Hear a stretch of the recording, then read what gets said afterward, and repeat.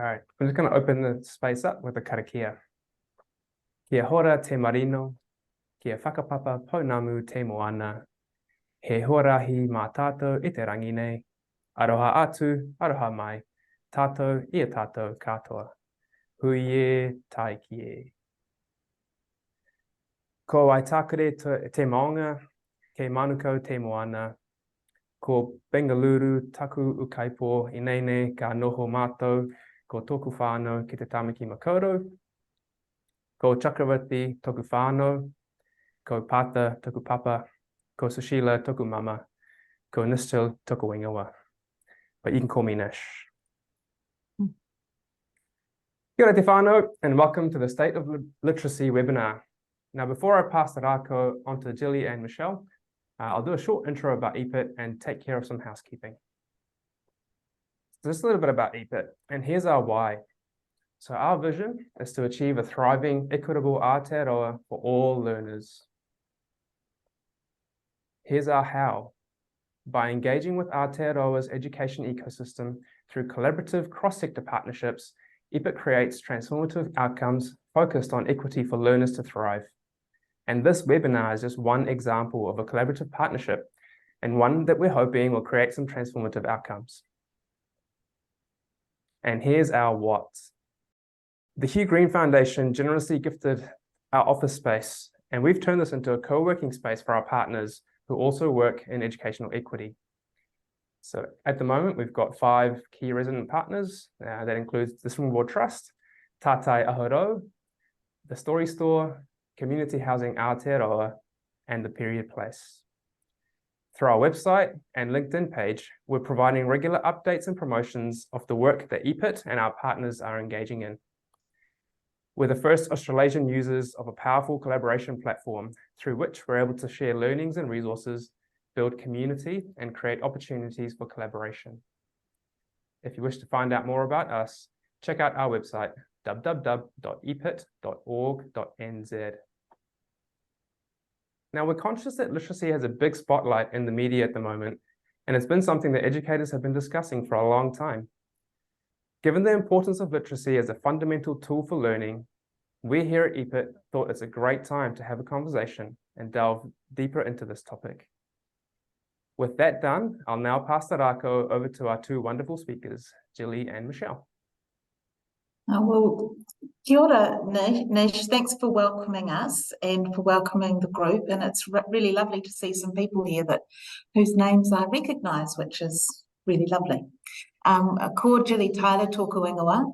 I'm from Talking Matters, and although it was billed as me being an education specialist or something, I can't remember, I think I probably would prefer to call myself an education activist, actually. While I've had 40 years of experience in the early years, my focus in recent times in a broad range, my focus in the last 10 years, I guess, has been really focusing on early oral language and communication with the idea of how we can impact those children that are arriving at school so that they have a really good start. This has taken me on a bit of a journey, really, into learning and understanding the challenging and exciting landscape of literacy, teaching and learning across the system and in Aotearoa. And I guess most recently I've been a contributor to the panel that have been working with the common practice model. Yeah, kia ora. Kia ora, thank you, Jilly, and kia ora, Nish, and tēnā koutou katoa to everyone. Ko mangarai te maunga, ko tamaki te pūaho o te Waitemata, taku awa, no Tāmaki Makaurau ahau, engari kei a parirua taku kāinga nai nei, ko Ray rawa ko June aku mātua, ko Waiting taku ingoa whānau, and ko Michele taku ingoa. I'm here, I think, because of my work for many years in education.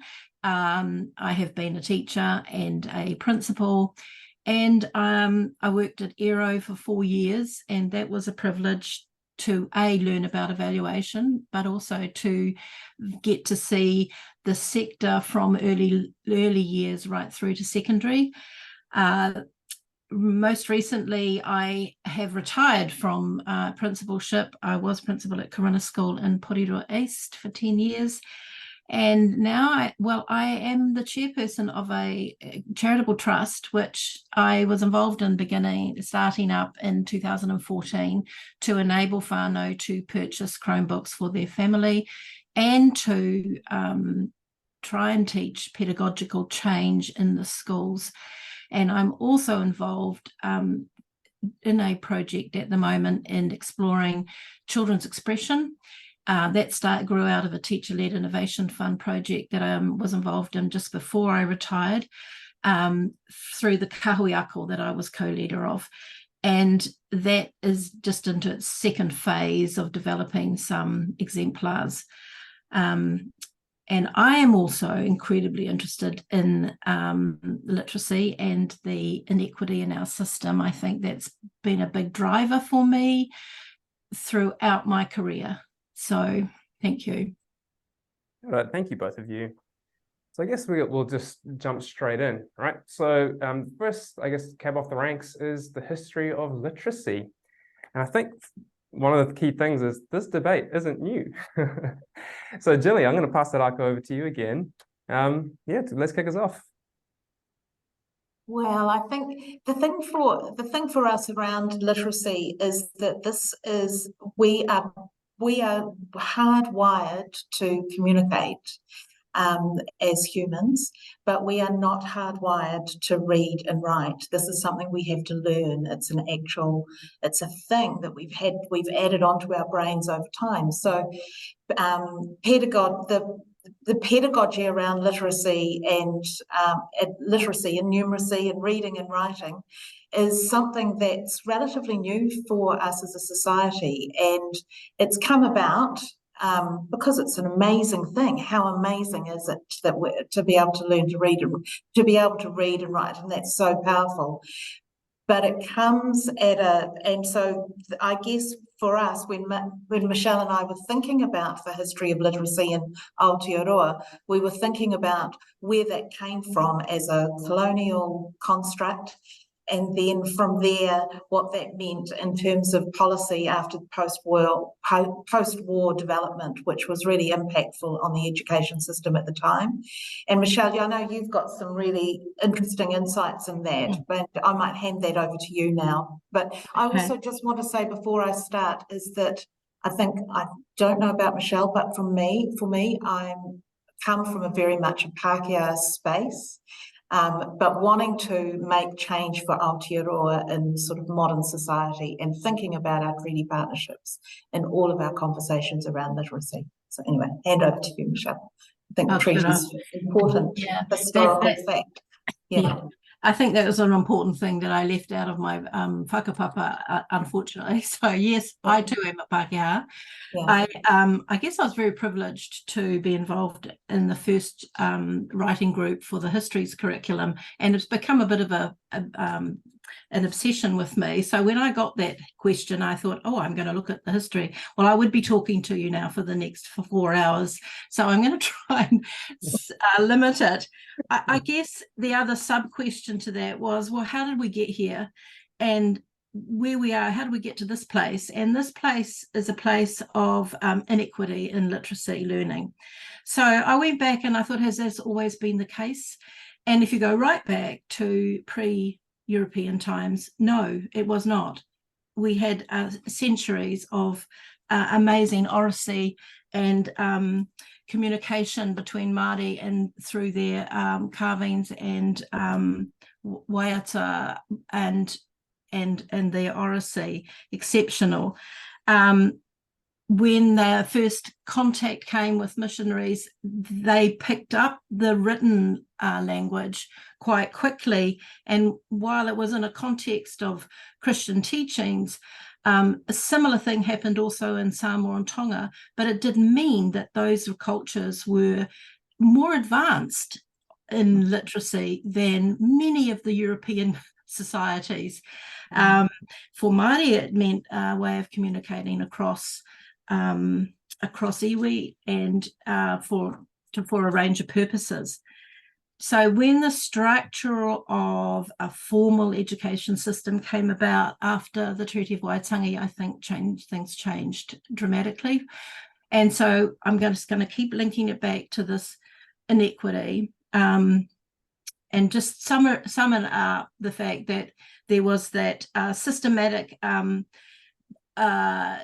shutting down of culture and the reo, and also, I guess, a eugenics point of view around what people's potential were based on their colour, which was all inherited, I guess, from the UK.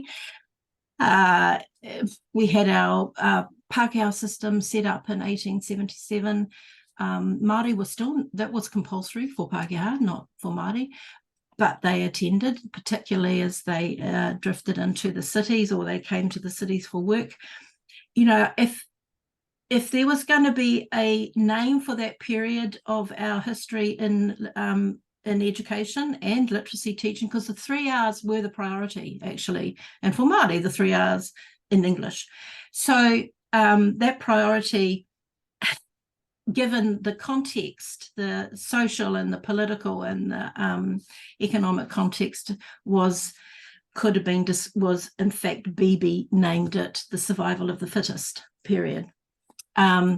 So we just moved through, I guess, the 20th century, and while there were other periods of change that brought change for the country, some of it really positive, particularly with a Fraser government who had the aim of trying to reduce the inequality. They used the word equality of opportunity, and that phase was Beebe named that. It didn't address the ethnic differences. When they talked about it, they talked about that you will always have a free education and you will meet your potential regardless of where you come from, town or country. Didn't really mention ethnicity, but there was a continuous exclusion of Māori and of their culture. Then it changes, but through the 60s, I guess it doesn't change for Māori really until they became determined to have some self-determination in their education system, and through the konga reo and kura kaupapa. And that's where you start to see how impressively different success can look, what it looks like when people take that a stance which says, let's have this is for Māori and it's got to be by Māori.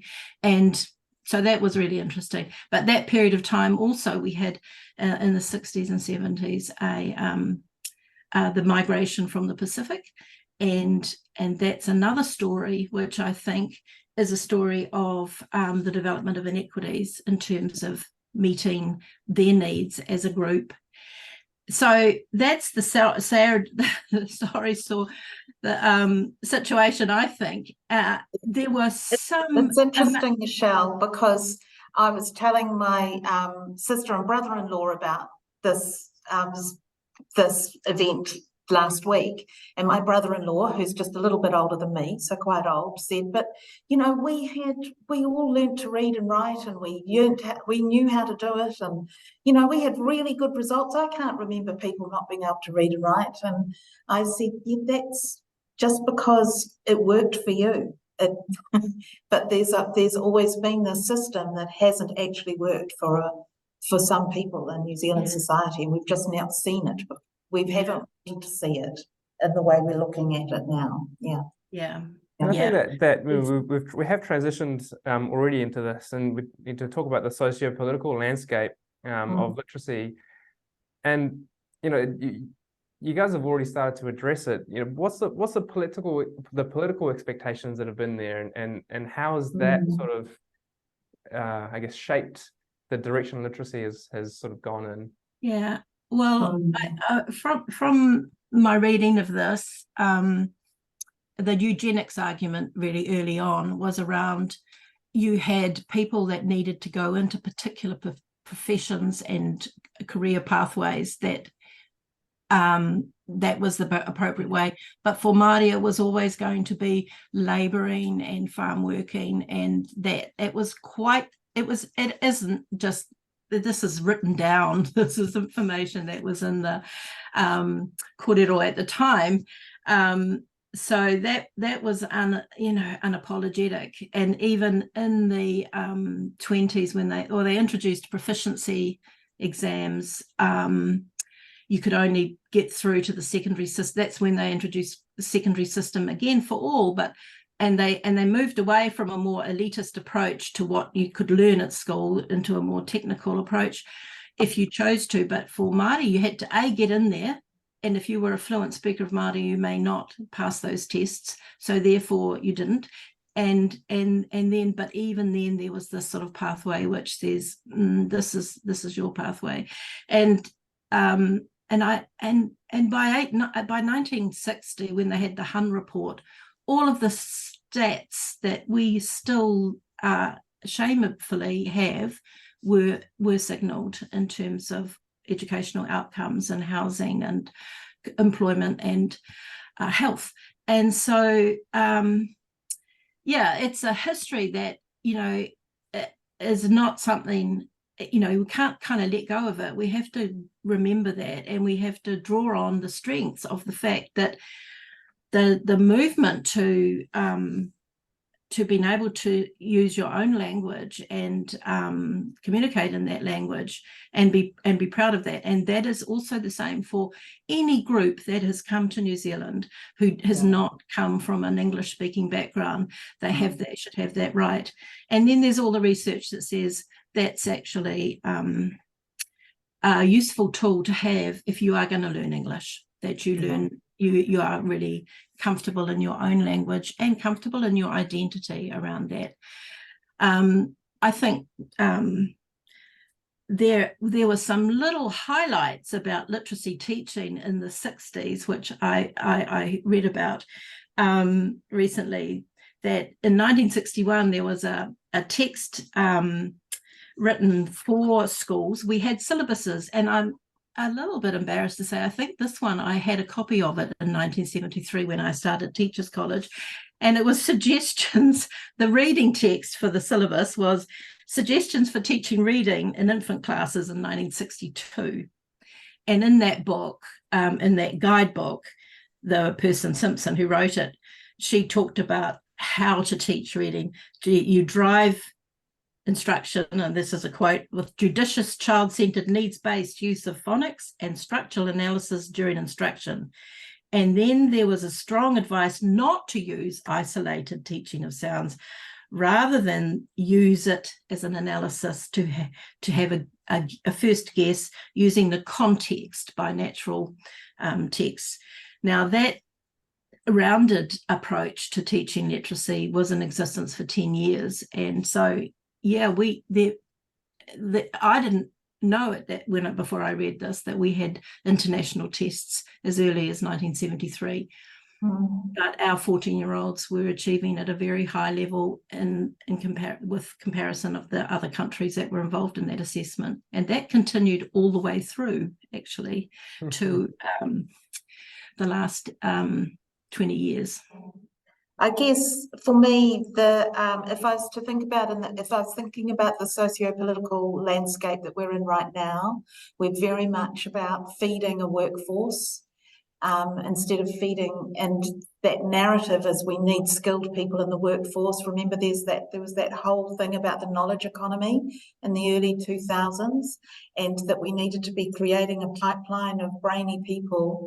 And it's like we had, at the same time as we had the aspiration, we actually were starting to get declining numbers. It's from about 2001 that our literacy standards are declining. I don't need to tell any of you this, but I think if we just drop quickly back to thinking about pre-colonial times, when, yes, there was a market model and very good business going on in Māori communities, but actually the status of being a good orator and having great language and reo and that was actually the value, and I feel we've almost lost the value of that, and instead our value is about how to make money. And I don't want people not to make money, don't get me wrong, but I think our drivers for literacy have forgotten about what it means as a culture and as a society to be rich with language and communication and prose and instead we're just bombarded with marketing messages which are, they're not the same as what we had. We're not providing those same experiences for children, and teachers themselves are a product of that. We've got teachers that haven't experienced rich literacy environments the way that some of us might have. They've come from not really reading, might not read books themselves. They may not know the texts that they're teaching. So there's, this is a challenge for us as a workforce, as a profession, I think. Yeah. And there's a point there as well. We ran a workshop a couple of months ago now with Valerie Hannon, and it was really interesting to hear about the education being structured to create little GDP units. And that speaks a lot to what you guys are saying, is at the end of the day, it was set up to create these little units of productivity in a way. And that was a focus, get out the other end and join the workforce. Yep, that's right. Which, of course, we want people to be fabulous in the workforce, but also we want them to be able to be critical thinkers and for them to be thinking about the texts that they're looking at and analysing information in a deep and meaningful way, and it's more than just being able to read and write. There's something else that makes a culture, a society and a system rich, I guess. Yeah. Now I think this is a good transition point to sort of the next little bit there, because we were talking about the pressures on teachers, things like national standards and that kind of thing. So what are some of the impacts on the teachers and how it influences the development of practices based on what we've spoken about so far? So Jilly, I'll throw it back to you. Well, firstly, if I'm talking to anybody that's a teacher today that has just finished teaching for the day and has got a whole pile of work to do tonight, I just want to honour you for your amazing contribution to our country, because I admire you greatly. I was once a teacher, but I'm too tired to do it. It's really hard. But also it's the most amazing thing you can do, right? And you have your best stories and your best experiences in life with the work that you do in schools and in early childhood centres. For me, I guess in our organisation, I keep on saying to the team, I just want to bring joy back to teaching and for teachers to feel joy again, because if you feel joyful, you're more likely to be that enthusiastic reader and writer yourself, and it won't feel like a chore. And that is the start of something, isn't it? That keeps you motivated. I guess because there's so much pressure on teachers and actually quite a lot of noise about teachers not doing the right thing, that it's really bad for people's self-esteem and their feelings about their own agency and having power over the work they do. So for me, I can see why imported products and imported types of models that are really explicit and tell you what to do in a very deliberate way are really attractive to some teachers, because at least they've got a guide on what to do. They can't do. Michele's been doing this deep reading, which is incredible. But if you're a teacher and you've probably got kids yourself and, there's all these other things going on, you just want to know what to do, right? And so I can see that there's a real trap for teachers and for us as a system for saying, just do this and then it'll be right, So, yeah. Yeah, I think I really like to add to that. I think one of the things that well, first of all, I think that what we're challenged by at the moment, because there are pockets of really good teaching and really good schools, and and I don't, you know, pockets may not be the right word, but one of the things that's a problem for our country is the variability across not across schools, across regions. You know, there's this real variability, and there's been input for many years around professional development, but probably not a great deal of sustainability. So that system challenge, you think, okay, where does that come from? Why has that happened in the last 20 years, 30 years? Why has that happened in the last 30 years? So I think I go back to the system change in 1989 in the with Tomorrow's Schools, because that was a massive restructure of education. And while I'm sure it had a really positive intent of involving whānau more with learning and so on, I'm not convinced that that's actually what's happened. I think we have huge variability in the way in which schools can manage, self-manage, huge variability in the amount of funding that people can access and the skills that people bring to that. Now that had an impact on teachers down the line, I think, and I noticed it in the 90s. And I was in quite a successful, had a school with a great board, actually, but we had the implementation of a new curriculum, which was needed. Really great stuff that was coming out. Mine was a small school, 6 teachers. So I was teaching 4 days a week as well. And so I had to lead the implementation of this curriculum, which meant I had to learn about it. So I'd go to classes at Wellington College in the evening, what are they called? ASTU units. Yeah. And I would learn more about maths, and I'd learn more about, you know, all sort of to support the implementation. A lot of our teachers out in the school were beginning teachers. They had to lead curriculum change. That's a massive workload for anyone. And I was involved in a teacher workload survey in 1994, and just in the Wellington area, which made, it showed that people were not coping and that people would leave. And one of the things about that was we would lose their middle leadership, their capacity for people to go up the scale to become and eventually become our leaders. There was just like people wanting to get out of there. So that variability sort of down, and then of course the stress of all those changes. Again, Bibi says that it doesn't happen, educational change doesn't happen until the average teacher understands it and owns it. And I don't know that we had time to really do that. And that was a problem. Then I think we had this wave of concern about our stats in the early 2000s, and they introduced some quite sound policies and practices around teaching literacy, trying to develop educational leadership, producing the effective literacy books, a really successful teacher program called LPDP, which has been researched to have been a really good sustainability, sustaining kind of approach. We had Te Kotahitanga.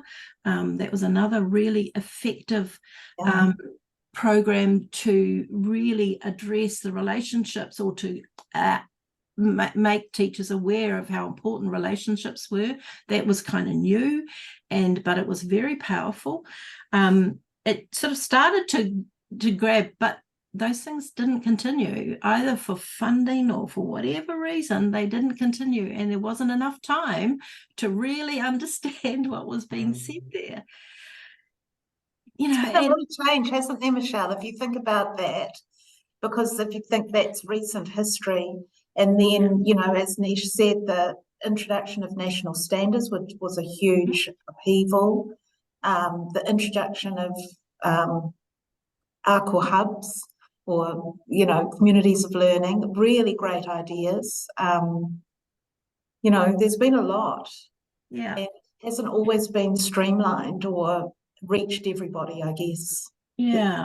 So very confusing, and as teachers move across schools, I imagine they're landing in places that might have had very different experiences to their own, and how do you get up to speed? I mean, it's quite a complex story.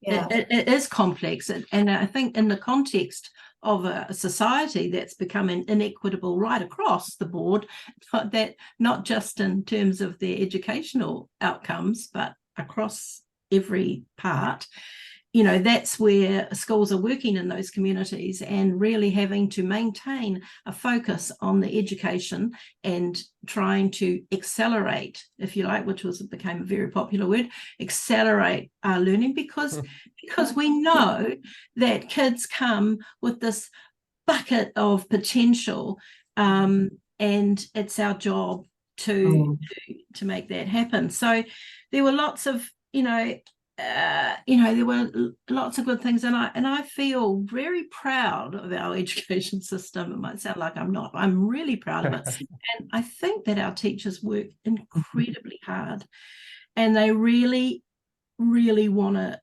do a good job. But it's just working out how to do that, right? That's the challenge. I've forgotten about the accelerated learning program or policy statement. I'm interested in the principles for the curriculum refresh, and one of them is ka wenetanga, which is the idea that you're helping children move, achieve and move forward, rather than just staying in the same space, that they are actually making gains. I guess that's what accelerated learning was about. But anyway, I do think that is something teachers, I know as an early childhood teacher, we'd often get to, see there would be a 4-year-old and we were waiting to see if they would go, if they would sort of grow into their development, and then at 4.5 freak out because they hadn't, and not really knowing what to do to get them ready so that they're ready for the next learning journey. And those sorts of things are big challenges for teachers, I think. I think I think the one thing that hasn't happened, that in terms of policy to practice, I guess, coming down, is because I think I'm a big fan of the Ministry of Education's work in curriculum and that area, because I think they have provided us for many years with excellent resources. However, the one thing that hasn't come down that I think has got to be for our next phase, because I call this last phase another survival of the fittest phase, actually. But I like to think that we're now moving into an equitable phase, a reducing inequity phase, but there is now the opportunity, and I guess the responsibility, for there to be a real insistence that schools and teachers, leaders and teachers, really fully understand what it means to be culturally responsive. The people who are most affected by this inequity are Māori and Pacifica, and those who have learning needs. We know that they are the ones that are most affected by our the drop-off. And so let's really look at Māori research and Māori evidence for how we have to be as leaders and teachers in schools. And there hasn't been that urgency before. And I think that might be what needs to happen. But it's there's some really good huge job. There's some really good evidence, right, that when there are kaupapa Māori models, that it actually does work for ākonga. It's just the attention to those they've happened despite us, really, not with great intention, and I think that's interesting. And I think that's the challenge around structured literacy, which I think there's being explicit, having explicit instruction is a really critical part of a teaching and learning experience throughout the day. The models that we're seeing at the moment are imported, and I know they have great value and they're getting excellent results. And many would argue that they're very much they are closing those gaps, right? The sort of the closing the gaps idea is that they're helping children that generally don't do well do better. But it does come from quite a deficit space, and Māori communities, I'm speaking from experience of going into Māori communities, they've had it up to here with deficit-based imported models. And that's just not going to get us to a place where kids are going to be feeling like they're successful in their literacy, their reading and their writing and their communication. Yeah. And I think there's a couple of points there though, hey, because we've got, this whole sentiment that teachers, the myth about the teachers doing finishing at 3 p.m. and getting all this time off when the kids go off on holiday and stuff, it's such a myth. And actually it's a hard job. And the pull to deliver this and deliver that and there's not enough hours in the day kind of thing. So when you do have something like structured literacy that helps you tick the boxes, it's a very easy model to then go, cool, we are delivering. But also, as you said, Jilly, there's this whole thing about, and the kids are benefiting from it. Yep. Remember, so I'm not saying no to structured literacy. I don't believe in one or other or anything. I just think we have to have a blended approach to all of our teaching practices, depending on who's in your class and who's in your community and who you're actually trying to impact as a society.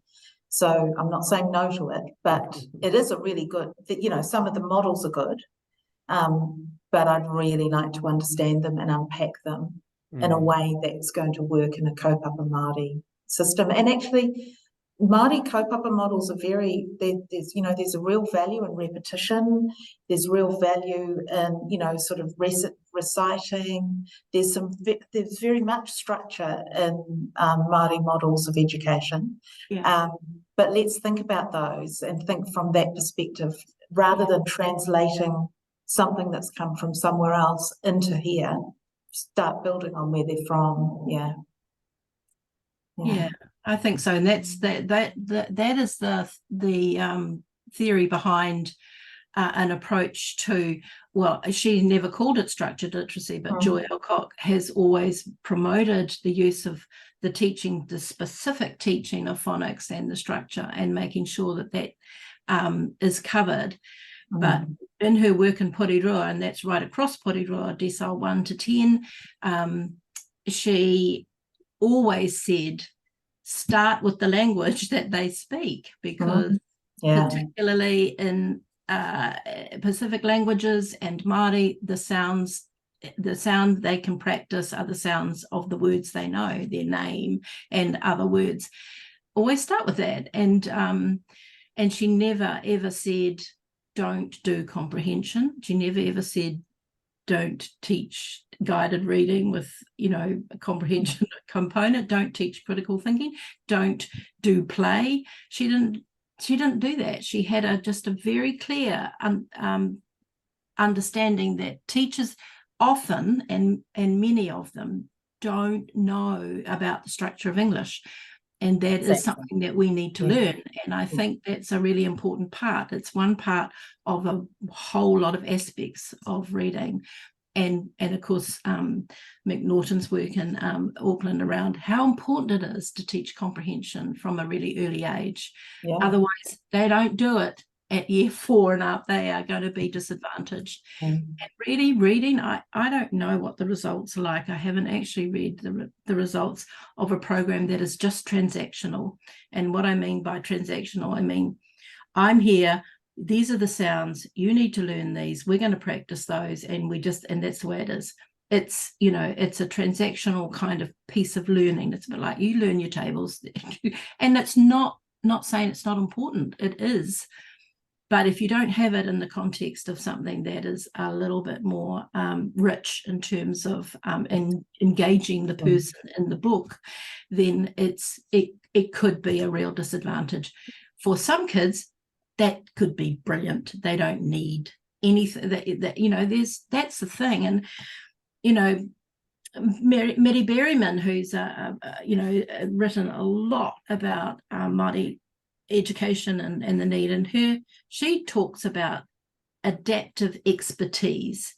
She talks about a teacher who knows stuff, who knows all that stuff about phonics and structure, and knows all the stuff about critical thinking and comprehension, and knows how to adapt their program accordingly. And I know teachers are tired, but quite frankly, it is so much more rewarding when you see a bit more fun, isn't it? When you're when you're trying to work something else that's going to work, and coming up and designing that's I mean, I guess that's one of my fears, is the creativity of teaching. Teaching's an art, right?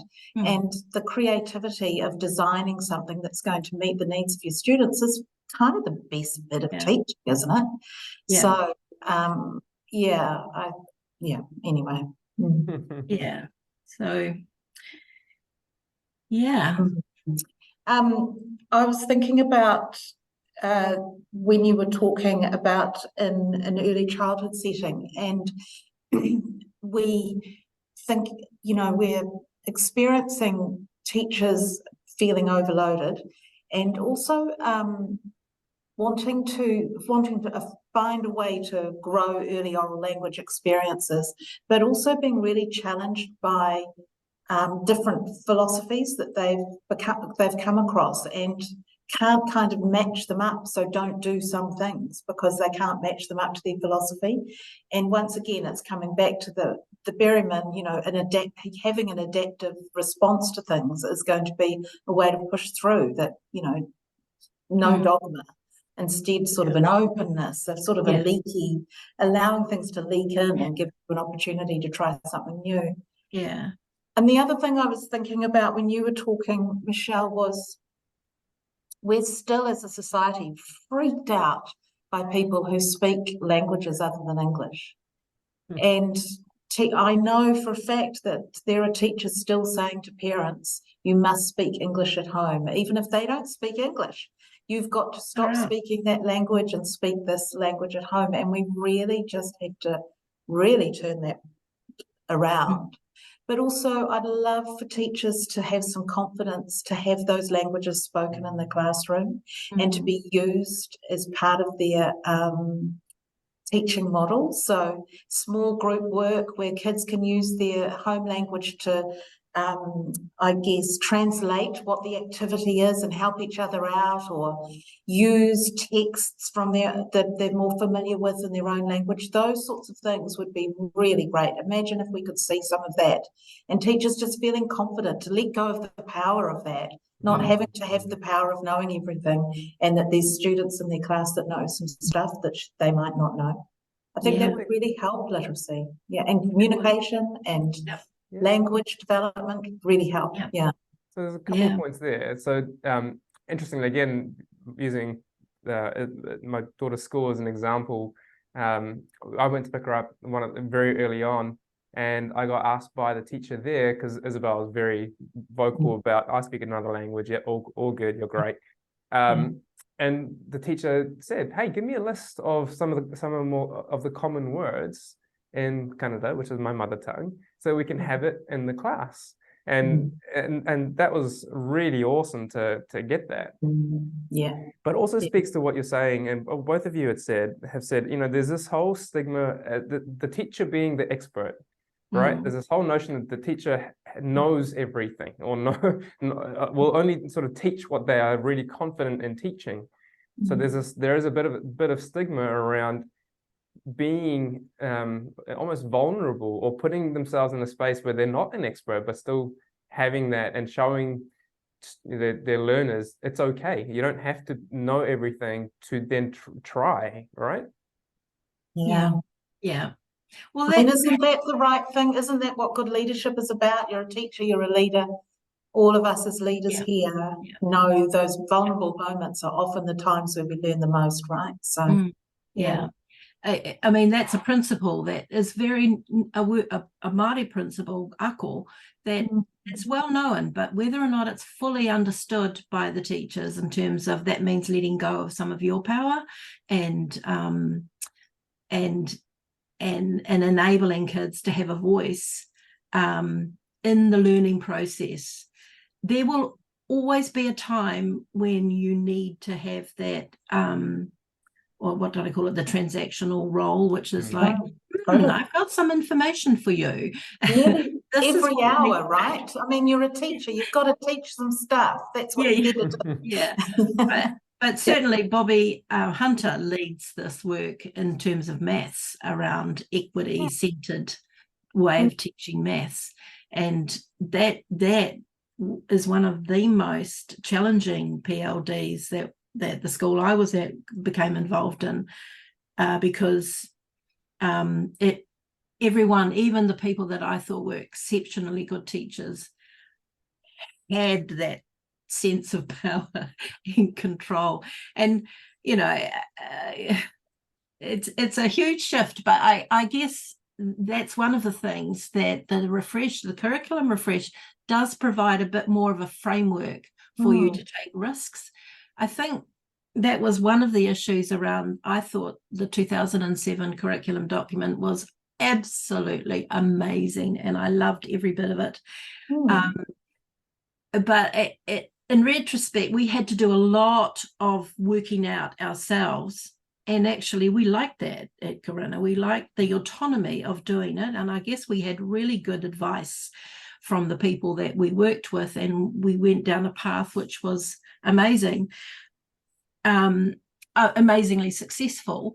With literacy teaching, there was a mix of all of the things that we'd learned on LPDP. We must have been one of the last schools to do that program, but it wasn't just a program. It was a way of shifting your thinking around how to do sustainable change in your school and how to monitor it and keep checking and going back and reviewing and changing and totally so that happened. But I have a feeling when you get back to this issue of variability across schools and across the country is, we love to be autonomous in New Zealand. We actually like that autonomy, but sometimes we don't know what we don't know. Yeah, I agree. Yeah. We don't have that expertise that Mary Berryman's talking about. That actually we need to find out more. And so that's the big challenge for the system, is to now know how are they going to do that, to bring in. And I think the refresh and I guess the common practice model is the beginning of a process of saying, well, it looks like this. and actually you do need to know stuff. I used to jokingly say to the staff, great, we've got the best key competencies in the world in this school, but when are we going to do magnets? And they would boo me out of the staff room. But I mean, it was just part of the fact that we were doing a review at the time. So I always unsettle everybody by saying, when are we going to do magnets? And, because in fact, that was it's been proven. Primary schools were not teaching science very well. Social sciences fell off completely. Technology was okay, but COVID indicated that we didn't have the pedagogy for that to work well for kids. There were a lot of gaps, and I think, I think one of the things that alarms me about some of the policy announcements, one policy is someone's going to make 1 hour of literacy compulsory a day or something. And the thing is that all of those subjects require literacy, right? There's a literacy opportunity every single hour of every single day. It's not just an hour a day a week, or 5 hours a week. And so I think that thinking about your social studies or sciences, how do you build those literacy experiences where the teacher really knows the texts, they're reading something for comprehension, they know what it means, there's practical application. That's the literacy that, that's actually the literacy that industry want. but it's also how you find your passion for the things you like to read as well. Because you might not like reading Ronald Hugh Morrison, but you might like reading science texts, you know. Right. That's right. Yeah. It's that passion, instilling that passion for learning as opposed to actually specifically teaching, you know, the skill of reading. Because you get a lot further being a passionate reader. Yeah. Then you will seek that, you know, and going back to what you were saying earlier, both of you, you know, it's going from success being I can read this word to I can decipher what's happening, right? The whole context piece. Yeah. So that, you know, so you guys have started to talk about being brave and things and a lot about equity. So what are some examples or, you know, of impact of what's working well, so that we talk about there is more than just one way, and having that integrated model is actually really beneficial, and all the rest of it. So what are some ways or some examples, I suppose, of this? So Jilly? Well, I do think the kura kaupapa is that's a really interesting story, because the results that are coming out of those schools are incredible. They're really blowing the stats out of the water, but it's limited, right? There's limited access. There's, you know, but that has worked really well. I think I'm seeing some really good stuff come out of Aotearoa. We're doing some really great work in Whakatane at the moment, and there's a focus on the first 1,000 days and thinking about growing early oral language with the aim of improving literacy as kids arrive at school. And, you know, there's some really good stuff there. I think for me also, it's not so much working well, but I'm really enjoying hearing people really blow up the idea of streaming. And this conversation is quite really interesting. I think Core Education have done some work on that. And I'm not a teacher, I'm not in a primary school or a secondary school. I was surprised that I thought we had talked about this 30 years ago. So I was kind of surprised to hear it's really just present everywhere. Yeah. And if we could have this, that is not our core. That is not tuakana taina. You know, many schools say they have a tuakana taina model, and then they're streaming their kids or have groupings where you're stuck in your grouping. So I think if schools that have found that not grouping their kids and that they've got multi-layered groupings, seeing really good results. I don't know, Michele, I think you're more of an expert on this. I don't know. Oh yeah, I have a no, I won't go down that track. I think about streaming. It's another presentation, right? But it's one of those things. I guess it's also when we first challenged that in our school quite a few years ago. It was I will best meet the needs of the children if I can make sure I'm teaching at that particular level. And of course, what turns that on the head is the dumbing down of information or dumbing down of experiences for those kids, when in fact you don't really know what they bring to the situation. Go back to that cultural responsiveness. What is it that they're bringing? And you have to find that. And of course, the other thing we did, we got rid of hands up. Oh, okay. Because who puts their hand up is the person who knows the answer. And they always get chosen. Like, it's a mutually beneficial relationship between the child and the teacher. Right. A lot of people it's not. And in schools like ours, which is predominantly 80% Pacifica and 20% Māori, it was like, no, we can't do that. We have to insist on participation by everybody. And so that it was hard at first because people felt we weren't going to meet the needs of the kids, and that's one of the challenging. It's complex, it's a shift of thinking. But I'm quite proud of some of the things that we get in schools that help. The material, so there are Pacifica dual readers.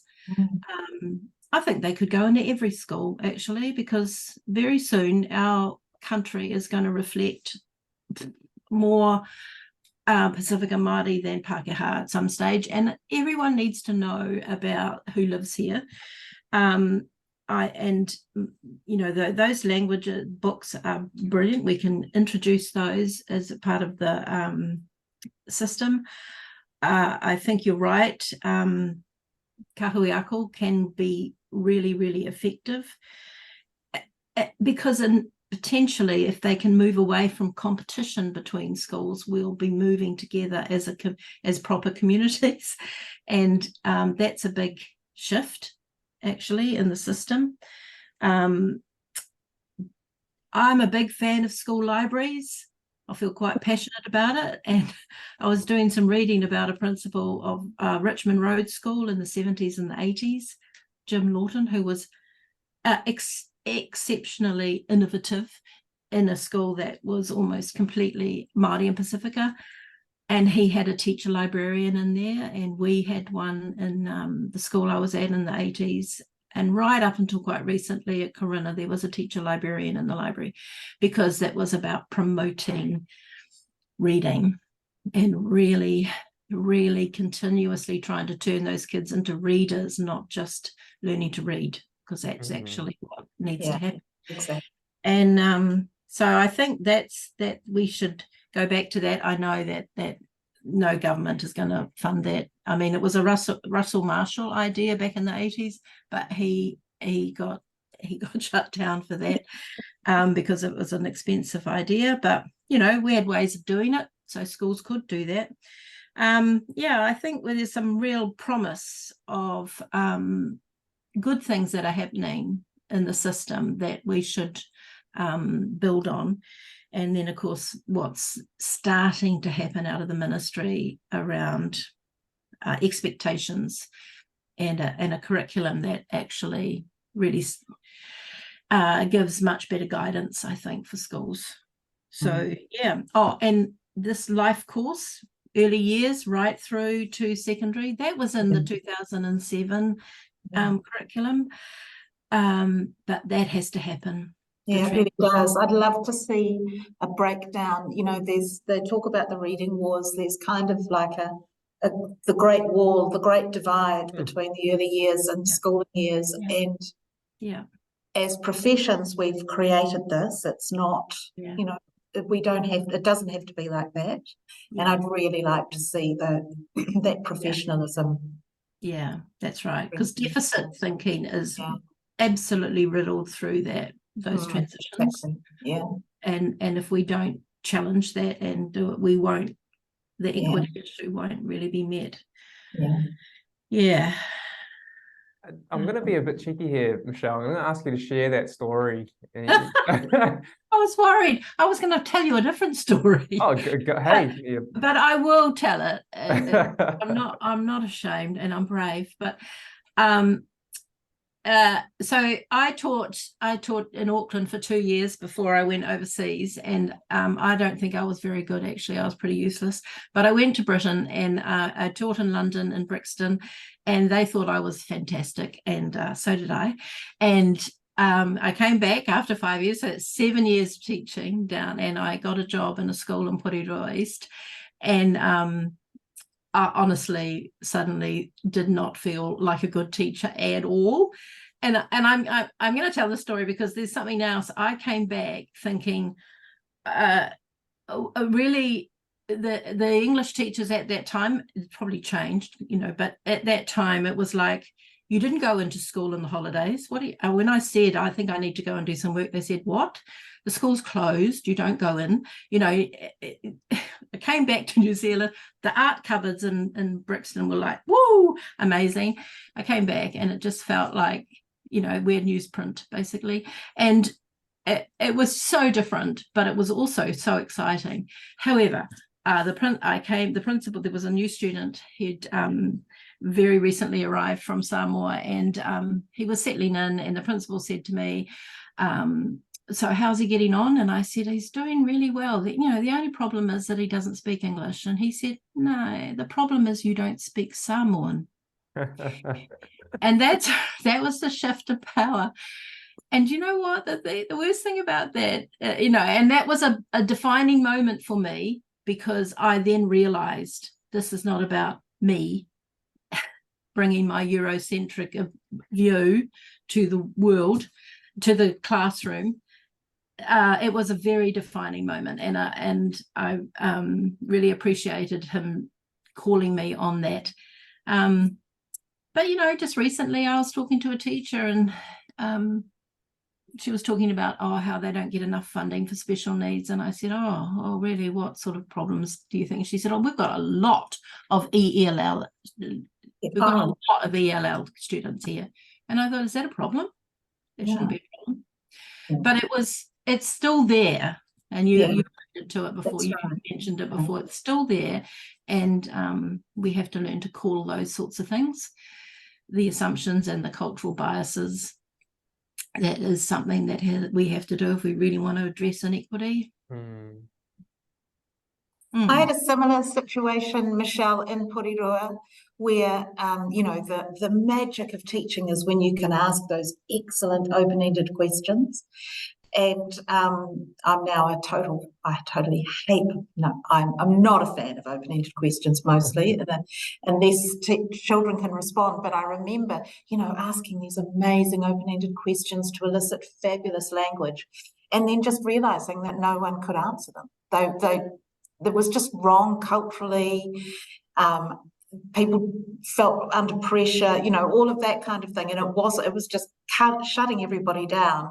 And I really changed, so everything in my training was about that in terms of language and communication, and then realizing that 2 days at Waitangiroa kindergarten, no use at all. I needed to totally change my strategies. Yeah. It's a long time. Yeah. Yeah. That's the interesting thing about language, hey? And we live in a super multicultural society, and you hear languages more now than you would have 20 years ago. Spoken in public and all the rest of it. And I guess it's a piece of that. How is it that a student or a learner who can speak two languages, one fluently and the other one English not as well, but can still communicate in that? How is it that 1.5 languages is deemed to be far less valuable or judged lower than a child who's speaking English relatively more fluently? This is a big and tough, another sort of whole other hour's worth of conversation, really, Niche. I mean, many kids who are arriving want to fit in, so the first thing they want to do is either get rid of their accent or learn English. They don't want to be noticed. They don't want to stand out. And so, that's people who have arrived here will tell you that story, that, I didn't want to sound like I was from wherever they're from. So that's our value. We have a value system, and kids are teased, and there's all sorts of things around heritage languages that we really haven't got to yet. We'll get there, but and in some communities that's not the case, but in many it is. Yeah. But teachers could be modelling and valuing languages rather than English. Yeah. Michele, would you like to share anything further? Have I got other terrible stories about my life as a teacher? No. No. I guess finally I did, it's to me, we're at a sort of point in our country where we have to make some, I think, really important decisions about what needs to happen in the next phase. And I think we have to stop having polarized views on issues like literacy. I just feel that's really, really important. That we haven't got time for that, and the diversity doesn't allow for us to have a one-way, right way. So let's just learn from each other and start to move on from that, because it's not helpful. And I guess that also moves us away from going straight to interventionist approaches when it comes to literacy. Yeah. And opens the doors to creativity and all the things that you guys have spoken about today thus far. And I think we also have a moral imperative, that actually to meet the treaty expectations. I mean, we can't keep just ignoring the fact that this is a huge group of people who are not accessing what is theirs as of right. And it's also informed by that sort of strong sense of social justice that we have to come up with a plan that is community-led and I guess mindful of everybody's needs. Yeah. At the same time, I mean, I'm with you. It's the work that, my team and I are engaged in, trying to affect the system from a community space, I guess. They're pretty tired. The community's tired, and, we all have to acknowledge that there's lots of pressure on people. But if there's a conversation and an openness and a willingness, people are ready. People want change. And for teachers, that's hard.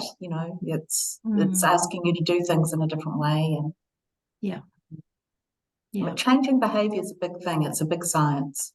All right, team. Well, thank you. It's been an amazing chat. So on that note, we're going to wrap up this webinar. So thank you, Jilly and Michele, for your kōrero and sharing your knowledge and wisdom and your experience. It's just awesome to hear and get this across. And thank you to everyone who tuned into this webinar as well. So we really hope that it's been informative, thought-provoking for you and how you approach literacy as well. And I'm going to close this off with karakia. Kia tau tō rangi marie, ki runga i ngā iwi o te ao. Let your peace reign on all the people of the world.